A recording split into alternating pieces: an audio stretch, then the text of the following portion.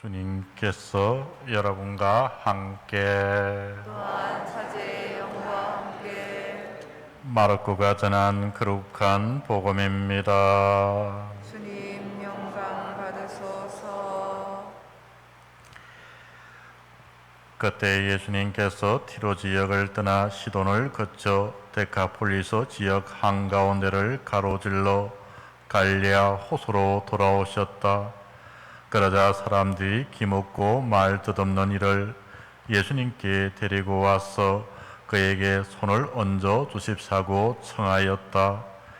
예수님께서는 그를 군중에게서 따로 데리고 나가셔서 당신 손가락을 그의 두 귀에 넣으셨다가 침을 발라 그의 혀에 손을 대셨다.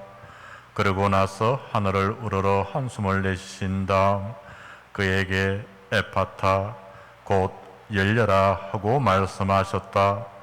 그러자 곧바로 그의 귀가 열리고 묶인 혀가 풀려서 말을 제대로 하게 되었다. 예수님께서는 이 일을 아무에게도 말하지 말라고 그들에게 분부하셨다. 그러나 그렇게 분부하실수록 그들은 더욱더 널리 알렸다. 사람들은 더할 나위 없이 놀라서 말하였다. 저분이 하신 일은 모두 훌륭하다. 기먹은 이들은 듣게 하시고 말 못하는 이들은 말하게 하시는구나. 주님의 말씀입니다. 그리스도님 찬미합니다.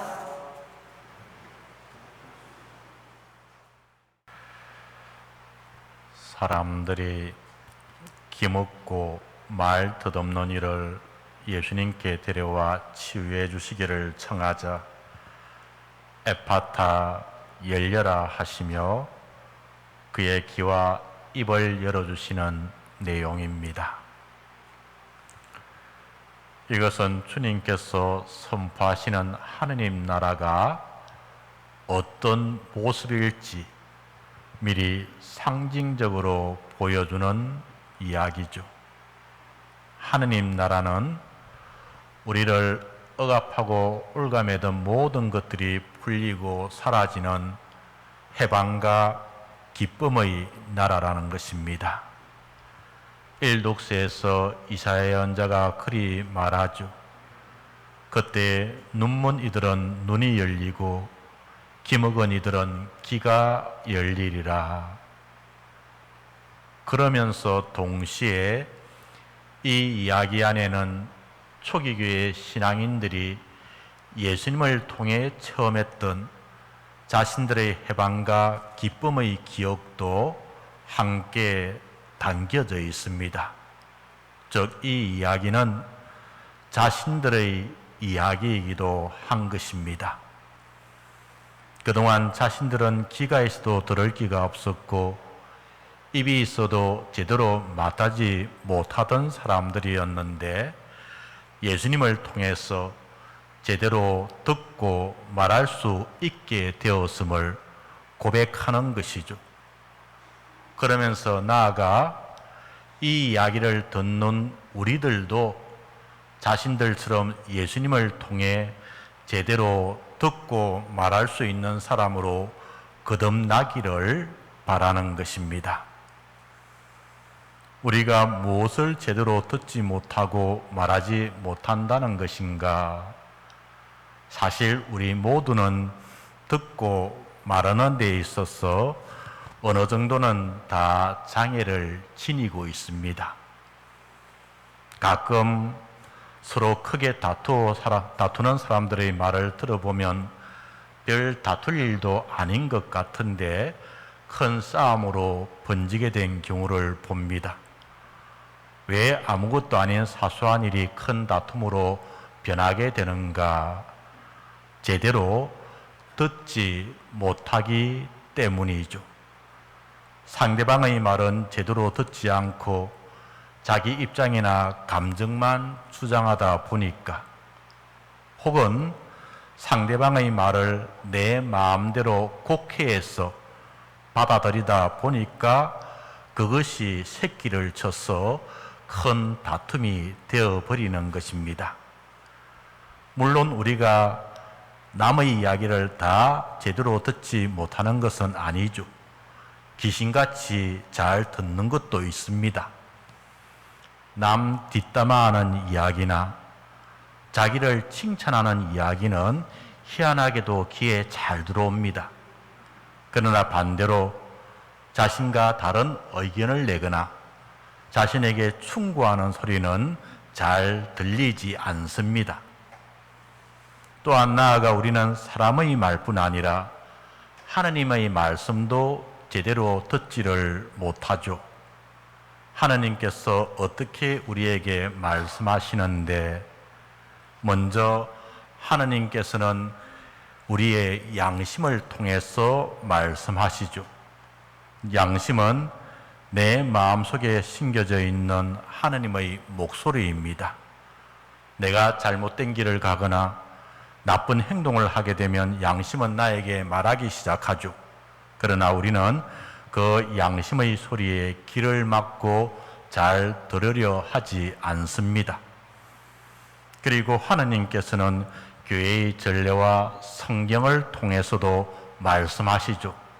그러나 우리는 그 말씀 앞에서도 당신 말씀 옳은 줄은 알겠지만 요즘 세상 그리 살아서는 못 산다면서 어쩔 수 없다고 자신을 합리화시켜 버립니다. 이렇게 제대로 듣지 못하게 되면 말하는 것도 제대로 안 되는 것입니다. 복음에서 말하죠. 그의 귀가 열리고 묶인 혀가 풀려서 말을 제대로 하게 되었다. 귀가 먼저 열리고 그 다음에 혀가 풀리는 것입니다. 말하는 것보다는 듣는 것이 먼저죠. 제대로 들을 수 있어야 거기에 맞게끔 합당한 말을 제대로 할 수 있게 되는 것입니다. 그래서 주님께서 복음에서 우리에게 이렇게 외치시는 것이죠. 에파타, 열려라. 주님의 이 외침대로 우리의 귀가 열려서 말하는 것보다는 하느님과 이웃의 소리를 먼저 잘 들을 수 있는 그런 신앙이 되어야 하겠습니다. 그래야 입도 열려 주님의 복음도 제대로 선포할 수 있는 그런 신앙인이 되는 것입니다. 하느님과의 관계든 사람과의 관계든 말 잘하는 것보다는 잘 듣는 것이 훨씬 중요합니다. 제 경험상으로도 그렇습니다. 신부들이 말 잘한다고 신자들이 좋아하는가? 잠시는 좋아할지 몰라도 오래가지는 않습니다. 강론 듣다 보면 매번 그게 그 말 아닙니까? 그러나 자기 말을 잘 들어주는 신부, 듣고는 잘 이해해주는 신부는 모두가 좋아합니다. 그런데 사실 우리는 이것을 알면서도 제대로 듣고 싶어 하지 않죠. 왜냐하면 귀 막고 사는 것이 훨씬 더 편하기 때문입니다. 양심의 소리, 하느님의 가르침, 이웃의 하소연 듣고 있으면 얼마나 불편습니까? 얼마나 부담스럽습니까? 모든 신경 끄고 자기 하고 싶은 대로 살면 얼마나 편한데요. 그래서 우리는 하느님과 이웃의 길을 열고 사는 사람을 보면 오히려 이렇게 말하기도 하죠. 왜 세상 그렇게 피곤하게 사느냐고, 적당히 살라고. 그러나 우리는 하느님과 이웃의 소리에 길을 열고 피곤하게 살아야 하는 사람들입니다. 예전에 TV에서 본 것인데 이런 내용이 있었습니다. 개 사육을 고발하는 이야기인데, 개를 식용으로 대량으로 사육하는 곳에서는 어릴 때 개의 고막을 터뜨려 듣지 못하게 만들어 버린답니다. 왜냐하면 개가 살찌지 않는 이유가 청각이 발달되어서 주위의 조그만 소리에도 민감하게 반응하기 때문에, 그래서 살이 잘 안 찐다고. 못 듣게 만들어버리면 개가 신경 쓸 것이 없어서 살이 잘 찐답니다. 참 불쌍하죠. 그런데 사람 역시 마찬가지입니다. 우리에게 일어나는 양심의 소리, 이웃의 소리, 하느님의 소리에 기막고 살면 편하고 물질적으로는 더 잘 살 수 있습니다. 그러나 그리 살면 사람이 사람답지 못하게 되는 것이고 하느님 보시기에 불쌍한 사람이 되어버리는 것입니다. 복음에서 말합니다. 사람들이 기먹고 말 덧없는 이를 예수님께 데리고 와서 그에게 손을 얹어 주시자고 청하였다. 주님께서는 우리가 청하고 원할 때 이루어 주시는 분입니다.